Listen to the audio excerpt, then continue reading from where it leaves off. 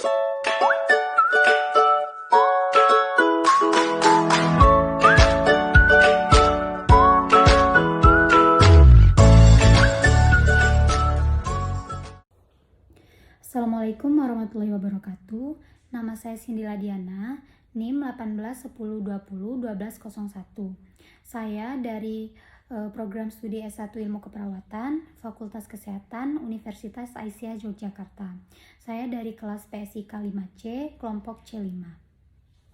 Baik, di sini saya akan menjelaskan mengenai hernia. Yang pertama yaitu apa itu hernia.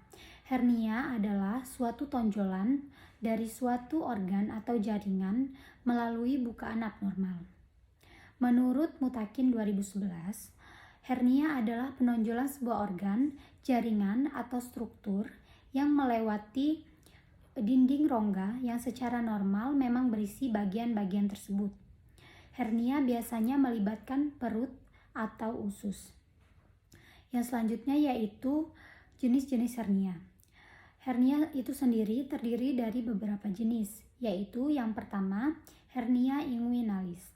Hernia inguinalis merupakan hernia yang terjadi ketika sebagian usus atau jaringan lemak di rongga perut mencuat ke selangkangan. Hernia inguinalis merupakan jenis hernia yang paling sering terjadi dan pria memiliki resiko yang lebih tinggi mengalami hernia inguinalis ini. Yang selanjutnya yaitu hernia femoralis. Hernia femoralis ini terjadi ketika jaringan lemak atau sebagian usus mencuat ke paha atau bagian atas paha bagian dalam. Risiko tinggi yang mengalami hernia femoralis ini yaitu wanita, karena terutama wanita hamil atau yang memiliki berat badan berlebih ataupun obesitas. Selanjutnya yaitu hernia umbilikus. Hernia umbilikus ini terjadi ketika sebagian usus atau jaringan lemak mendorong dan mencuat dinding perut, tepatnya di pusar. Jenis hernia ini biasanya dialami oleh bayi dan anak di bawah usia 6 bulan. Akibat lubang tali pusat yang tidak tertutup sempurna setelah bayi lahir. Selanjutnya yaitu hernia hiatus. Hernia hiatus ini terjadi ketika sebagian lambung mencuat ke dalam rongga dada melalui diafragma. Sekat antara rongga dada dan rongga perut. Jenis hernia ini umumnya terjadi pada lansia yang berusia lebih dari 50 tahun.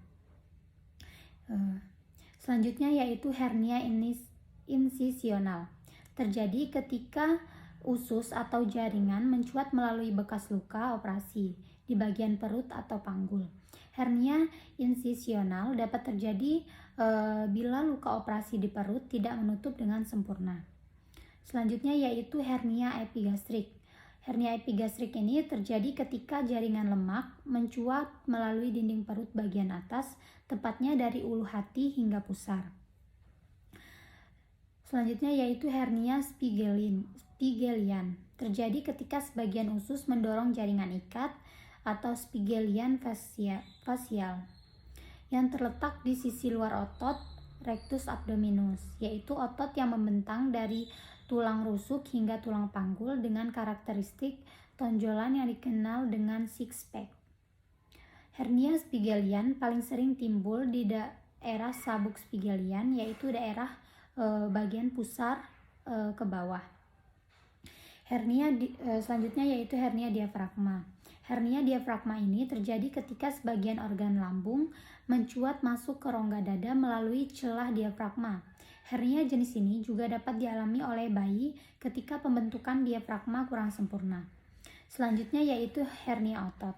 Hernia otot terjadi ketika sebagian otot mencuat melalui dinding perut, dan jenis hernia ini juga dapat terjadi pada otot kaki akibat cedera saat berolahraga. Selanjutnya yaitu penyebab-penyebab dari hernia. Hernia ini sendiri dapat disebabkan oleh kombinasi antara kondisi otot yang tertarik dan melemah. Ada beberapa hal yang menyebabkan otot tubuh menjadi melemah, yaitu yang pertama usia, yang kedua batu kronis, Yang ketiga, bawaan lahir, terutama di pusar dan diafragma. Yang keempat yaitu cedera atau komplikasi dari operasi di bagian perut. Selain itu, ada beberapa faktor juga yang dapat meningkatkan risiko seseorang mengalami hernia, terutama ketika otot tubuh mulai melemah. Di antaranya adalah ketika terlalu sering mengangkat beban yang berat, lalu konstipasi yang menyebabkan penderitanya harus mengejan saat buang air besar, lalu kehamilan yang menyebabkan meningkatnya tekanan dalam dinding perut. Selanjutnya yaitu penumpukan cairan di dalam rongga perut, dan bisa juga karena berat badan meningkat secara tiba-tiba atau bersin yang berlangsung lama. Adapun gejala dari hernia itu sendiri yaitu gejala hernia dapat bervariasi tergantung dari lokasi dan juga tingkat keparahannya. Hernia di perut atau selangkangan ditandai dengan munculnya benjolan atau tonjolan yang dapat hilang ketika berbaring. Namun, benjolan dapat muncul kembali ketika penderita tertawa, batuk, atau mengejan. Tanda gejala hernia itu sendiri antara lain adalah nyeri di area benjolan, terutama ketika mengangkat atau membawa beban atau benda berat. Yang kedua yaitu rasa berat dan tidak nyaman di perut, terutama ketika keadaan membungkuk. Lalu yang ketiga yaitu konstipasi. Yang keempat, ukuran benjolan semakin membesar seiring berjalannya waktu. Yang kelima yaitu benjolan di bagian selangkangan. Baik, pengobatan daripada hernia itu memiliki beberapa cara. Namun sebelum melakukan pengobatan, ada sejumlah faktor pertimbangan yang dapat mempengaruhi keputusan dokter dalam menentukan pengobatan pada hernia ini. Yang pertama yaitu kondisi kesehatan pasien secara keseluruhan. Yang kedua yaitu gejala yang muncul dan dampaknya terhadap kehidupan pasien.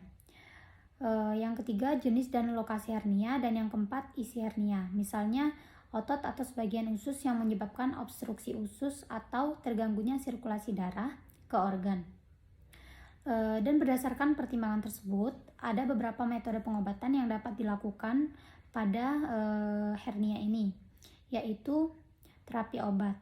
Yang pertama yaitu terapi obat. Terapi obat ini untuk pasien hernia hiatus, dokter akan meresepkan obat untuk menurunkan asam lambung guna meredakan gejala dan rasa tidak nyaman. Lalu yang kedua yaitu operasi. Operasi ini sendiri yaitu tindakan operasi merupakan langkah utama yang dapat dilakukan dalam pengobatan hernia ini. Tindakan operasi itu sendiri terdiri dari dua jenis operasi, yaitu operasi terbuka dan juga laparoskopi atau operasi lubang kunci.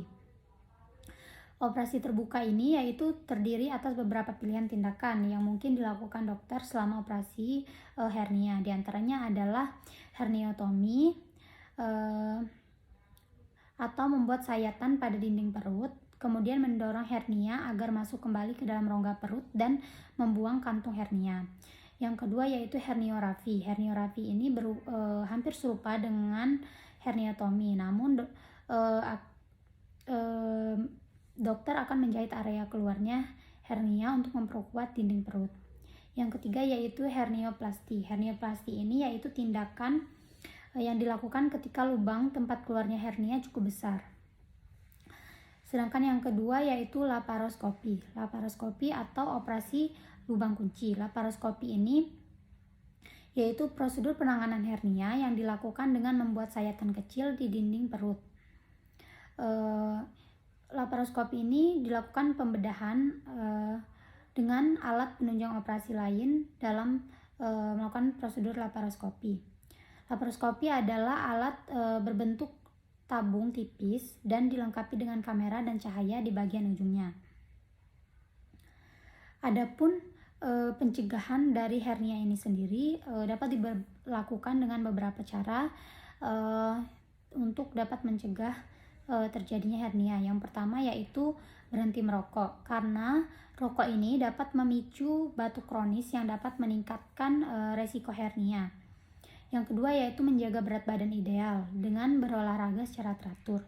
Yang ketiga, mengonsumsi makanan tinggi serat seperti buah, sayuran, dan biji-bijian untuk menghindari konstipasi atau menghindari mengejan terlalu keras pada saat membuang air besar, karena hal tersebut dapat menimbulkan hernia.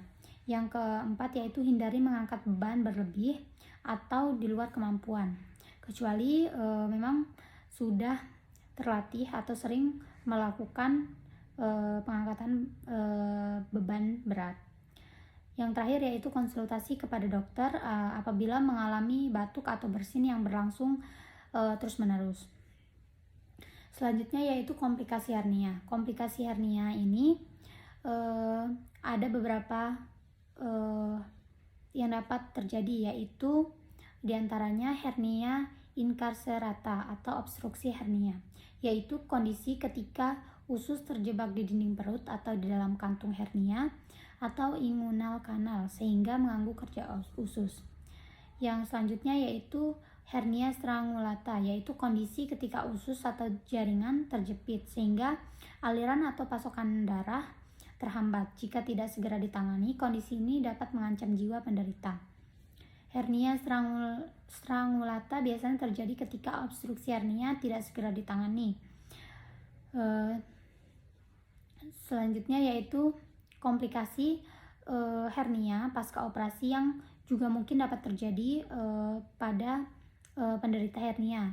Di antaranya yaitu hernia berulang, infeksi, nyeri jangka panjang, dan cedera kandung kemih. Baik, itulah tadi penjelasan mengenai hernia. Terima kasih. Assalamualaikum warahmatullahi wabarakatuh.